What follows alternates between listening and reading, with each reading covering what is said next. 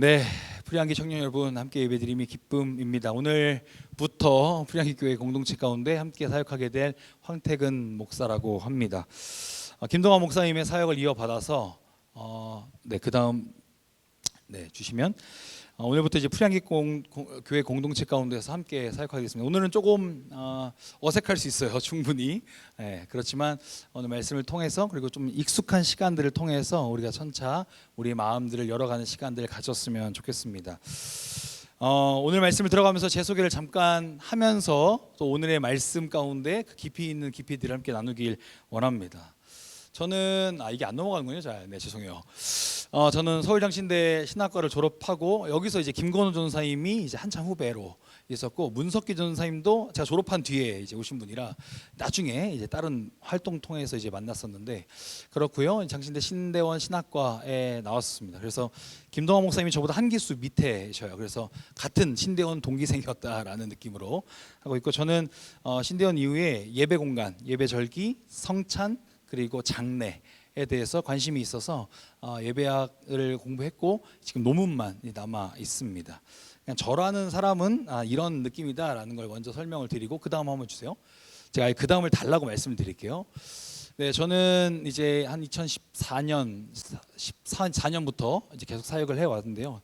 이렇게 중등부 청소년부 7년을 하고 그리고 청년부 3년을 하고 이전에는 이제 구리에 있었던 위대한 교회라는 곳에서 2년간 사역을 하고 넘어왔습니다. 그래서 도담교회는 여러분이 아는 저기 노래울동에 있는 저기 원흥동에 있는 그 교회에서 이제 같이 사역을 했고요.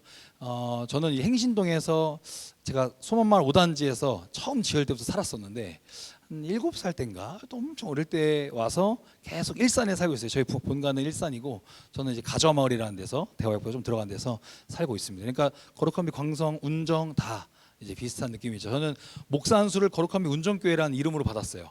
그래서 도담교회가 아직 교회가 조직이 되지 않아서 거룩함이 운정교회 유정상 목사님이 도담교회 목사님이랑 친구예요. 그래서 이제 친구를 통해서 제가 안수를 받고 한소망교회에서 이제 안수를 받고 이렇게 사역을 계속 하고 있습니다. 그리고 그 다음 화면이요. 저는 작년 6월달에 결혼을 했어요. 작년 6월 6일날 이제 쉬는 날 결혼을 해야 결혼기념을 잘 지킬 수 있거든요. 그래서 이게 결혼을 했고 저희 청년 공동체 청소년부 한 7년 동안 같이 교사와 청년 임원을 했던 자매를 이제 훔쳐서 나왔어요, 교회에서. 그렇게 해서 같이 결혼을 했고 나이 차이가 좀 있습니다. 저희 차이는. 그래서 한 7살 정도 차이가 나고 이제 자매랑 같이 이제 할공하고 잘 살고 있고 저희는 도래울 마을에 이제 신혼집은 아니죠. 이미 구리에서 신혼집이 있었으니까.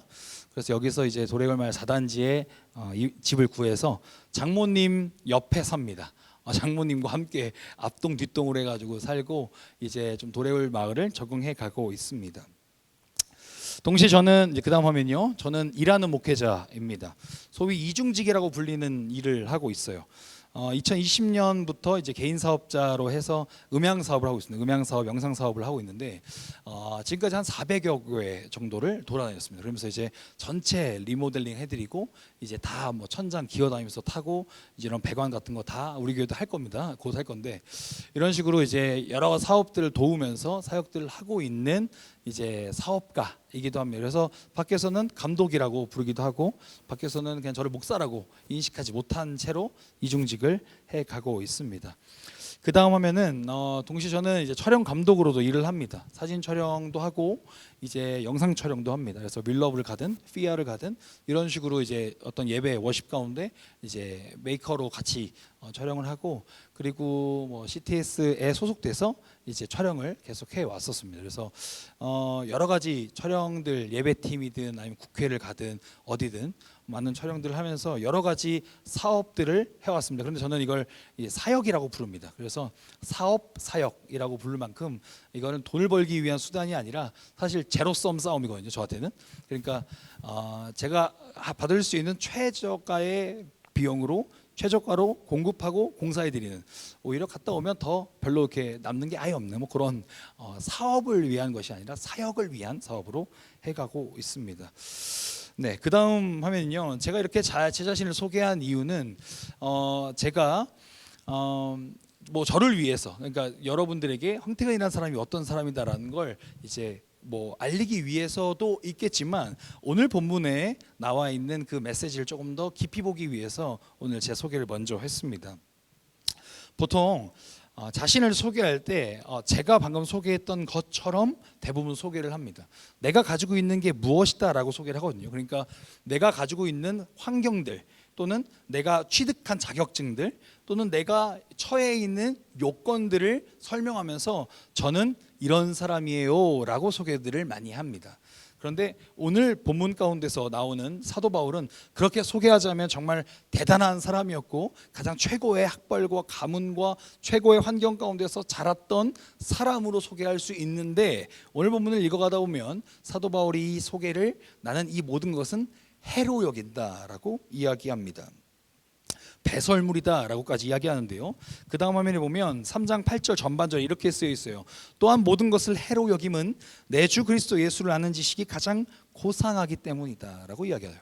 그러니까 지금 모든 자기의 이력들을 막 자랑할 수 있는데 왜냐하면 그 이력들을 지금 사도 바울은 나중에 사도행전을 같이 공부해 갈 건데 공부해 가다 보면 사도 바울은 처음부터 사도권을 의심받기 시작했어요. 네가 무슨 사도냐? 사도라고 하는 건 예수 그리스도 12제자 안에 들어가는 마띠아 포함해서 13명의 제자 중에 한 명이어야 되는데 너가 무슨 사도냐라고 의심을 많이 받았단 말이에요. 그래서 편지를 통해서 내가 사도됨을 계속 증명해 보여요. 그런데 빌립보 교인들에게는 빌립보서에는 자신이 어떤 이력이 있고 어떤 조건으로 사도가 되었다라고 말하지 않아요. 오히려 이런 건 다 필요 없다라고 이야기하죠.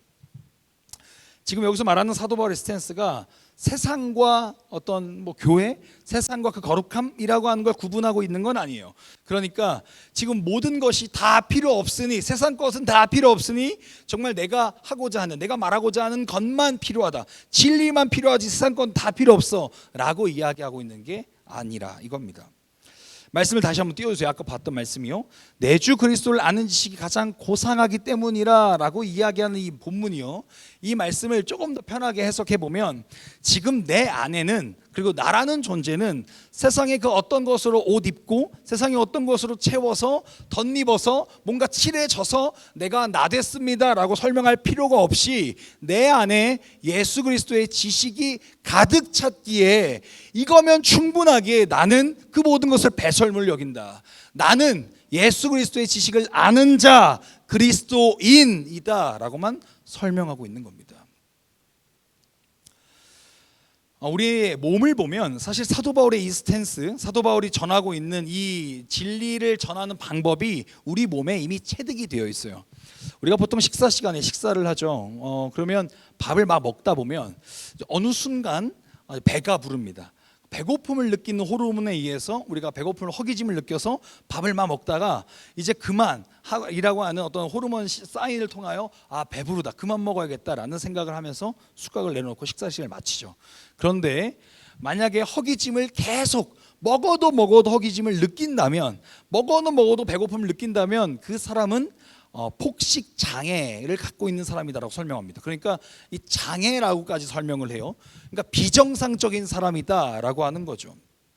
그런데 오늘날 우리들의 모습, 우리들의 정체성이라고 하는 걸 돌아봤을 때 우리는 마치 영적인 폭식 장애에 걸린 사람들 마냥 그렇게 허우적 거리며 살아가는 것이 우리들은 아니었는가를 보게 돼요.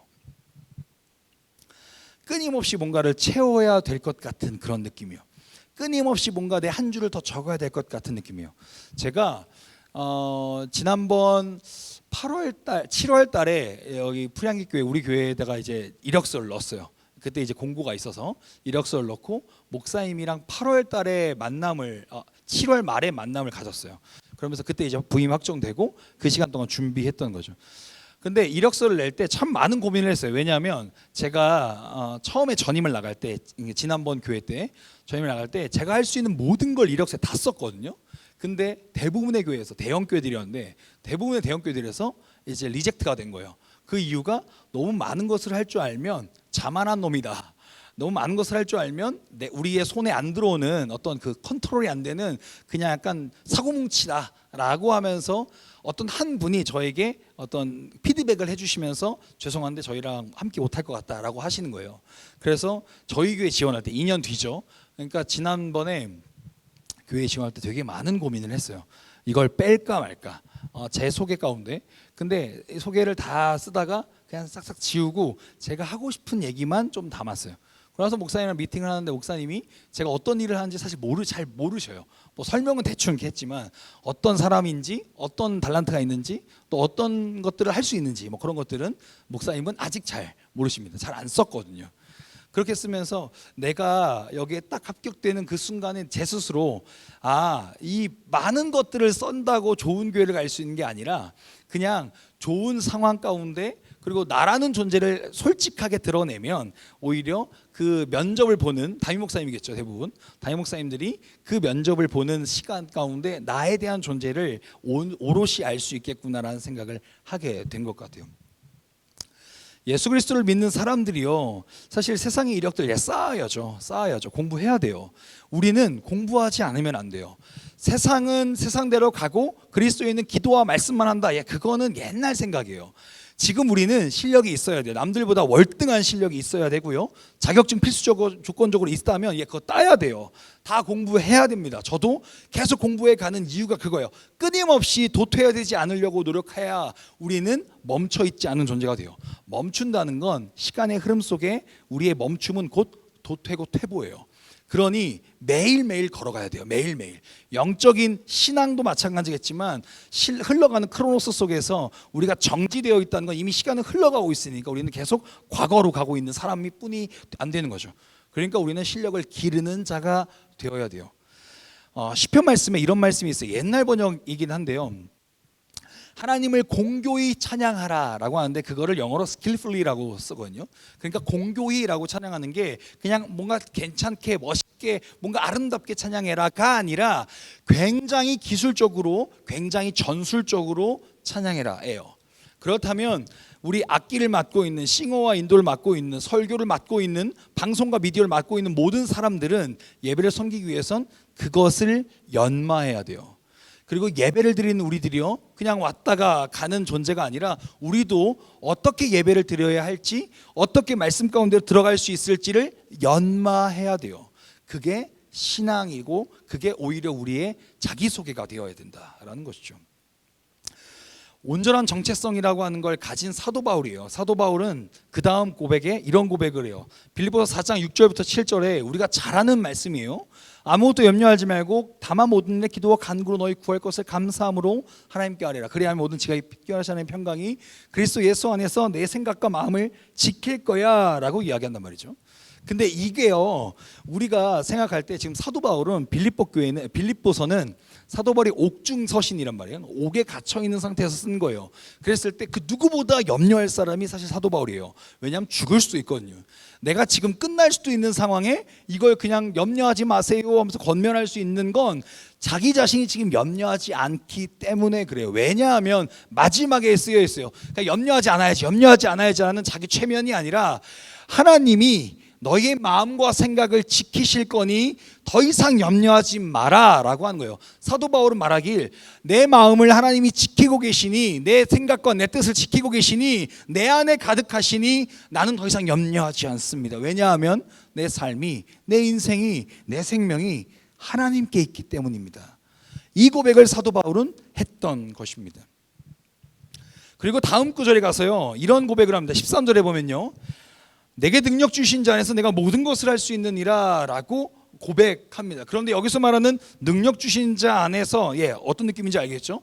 모든 것을 할 수 있다라고 하는 게 진짜 내가 I can do it, 뭔가 생각하는 대로 이루어진다, 뭔가 내가 염려한 것들을 다 염려하지 않겠다라고 작정하면 염려되지 않아 라는 걸 이야기하는 게 아니라 헬라어를 보면 견뎌내다, 버텨내다라는 단어를 써요. 그러니까 내가 여기서 감옥에 갇혀 있는 상황이라 할지라도 내가 이걸 버텨낼 수 있다. 왜냐하면 능력 주시는 자 안에 있기 때문에 그렇다라고 이야기하는 거예요.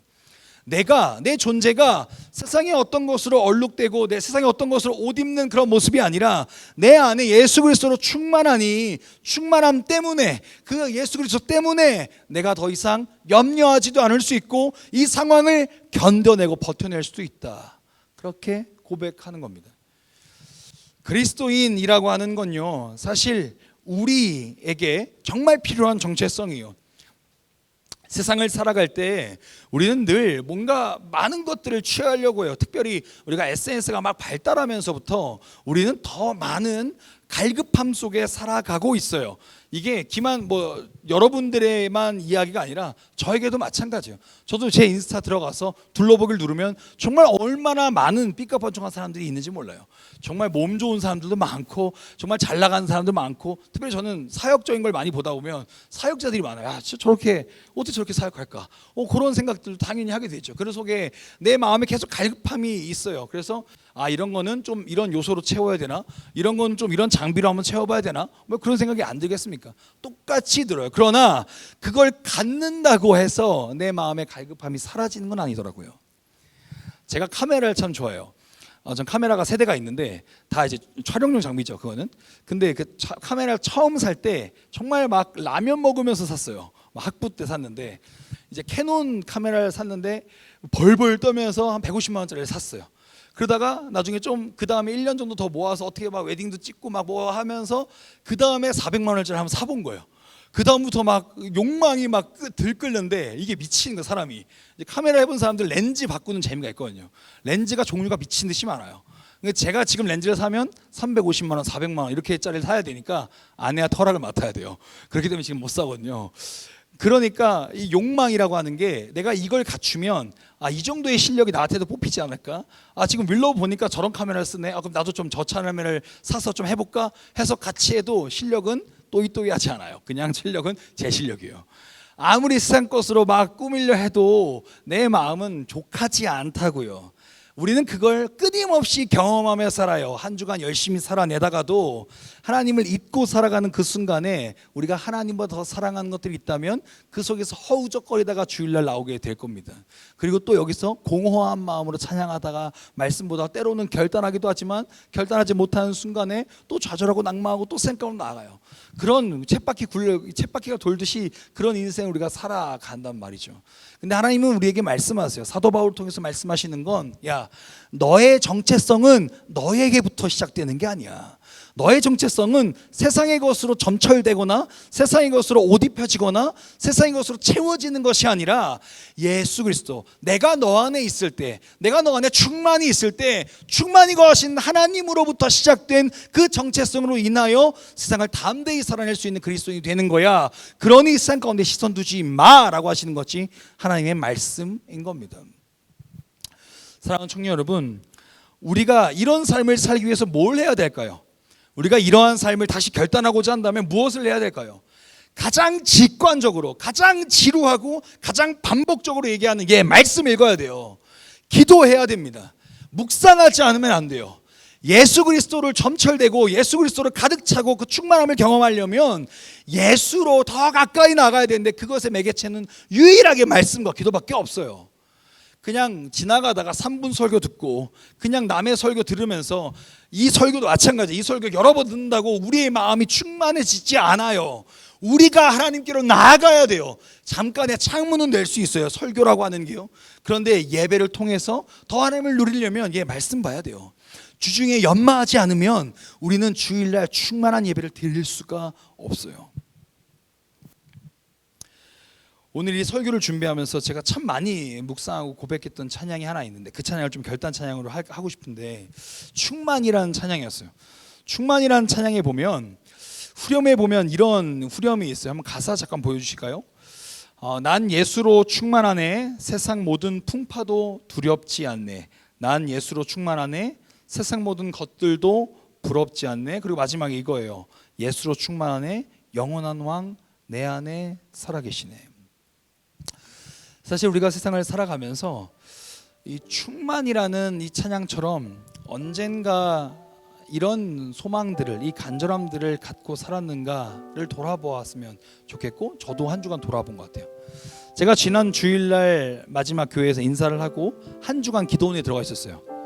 한 주간 기도원에 있으면서 저 혼자 하나님과 독대하는 시간을 좀 가졌는데 참 쉽지 않더라고요. 왜냐하면 그동안 제가 이제 어른들 사역, 그러니까 장례를 하고 그 가운데 뭐 구역 예배를 진행하고 뭐 이런 교구 사역만 했었어요. 2년 동안. 그 전까지 막 청소년 청년 사역하다가 2년 동안 어른들하고 막 우리 할머니 할아버지들 그리고 엄마 아빠 세대 같이 막 사역하다가 오랜만에 청년 교구로 올려니 제 마음이 너무 막 강팍해져 있음을 좀 보게 된 것 같아요. 그러면서 한 주간 좀 하나님 앞에 독대하는데, 하나님, 내가 뭘 좀 준비해서 가면 되겠습니까? 내가 이전에 청년 사역했던 것처럼 나도 코로나도 지나왔고 정말 열심히 사역했던 그때처럼 뭐 그렇게 열심히 하면 되겠습니까? 뭐 이런 질문들을 내 속에서 할 때 하나님이 저에게 주신 딱 한 가지의 단어, 오직 예수 그리스도다 라고 하는 단어였어요. 그래서 그 단어를 깊이 묵상하면서 기도의 시간을 갖는데 충만함이라고 하는 것이 제 마음에 가장 많이 묵상됐던 것 같아요. 그러면서 한 주간 쭉 하다가 목요일 날 이 설교를 쓰기 시작했어요. 우리 청년들과 함께 나누고 싶은, 그리고 앞으로 이 청년 공동체와 함께 살아갈, 저도 개척교회를 준비하고 있거든요. 뭐 길면 뭐 몇 년 되겠지만 짧으면 한 4, 5년 될 수 있겠어요. 개척을 준비하면서 제 마음에 막 여러 가지 마음이 있었는데 사역을 치면서 막 넘어지기도 하고 막 그랬단 말이에요.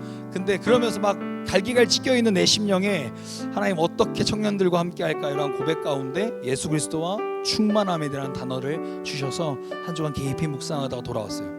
근데 이걸 여러분과 함께 나누는 건 우리 청년부 공동체가 이런 공동체가 되었으면 좋겠어요. 여러 가지 조건들이 좋으면 너무 좋겠죠. 여러 가지 뭐 사람들이 많으면 더 좋을 수도 있겠어요. 뭐 장비 바뀌면 디지털로 바뀌고 뭐 카메라를 더 세팅돼서 막 멋지게 막 유튜브에 잘 나가고 막 홍보하고 막 이러면 좋을 수도 있을 것 같아요. 그런데 그것으로는 우리의 심령을 충만히 할 수 없어요. 우리는 하나님의 형상으로 지음받은 하나님의 자녀들이기에 우리의 심령에 예수 그리스도의 충만함이 없인 우리는 올바르고 온전하게 살아갈 수 없다는 거죠. 그런 점에서 오늘 첫 번째 설교를 이 충만함이라고 하는 단어 가운데 깊이 묵상해서 여러분들에게 말씀드린 거예요. 제가 제 소개를 한 건 저도 막 일부러 화려하게 좀 해보려고 막 여러 가지를 막 가미를 해본 거예요. 이건 다 부질없어요. 사역하기 시작하면 이건 다 부질없고 여러분과 저의 1대1 관계로 시작되는 거잖아요. 그런 것처럼 여러분들도 이 청년 공동체 안에서, 그리고 여러분이 세상 가운데 살아갈 때 여러 가지 이력들을 붙이려고 노력하지 마세요. 가장 중요한 이력은 예수 그리스도로 충만한 자, 그리스도인이라고 하는 그 정체성이 우리에게 가장 중요한 정체성이자 우리가 붙들어야 될 심령의 그 중심이다라는 겁니다. 사랑하는 여러분, 이 고백이 정말 우리의 고백 되길 원합니다. 예수로 충만한 삶, 예수 그리스도가 내 안에 살아계시는 삶, 그리고 그 모든 것이 예수를 통하여 바라보는 삶, 그것이 우리의 삶이 되길 간절히 소망합니다.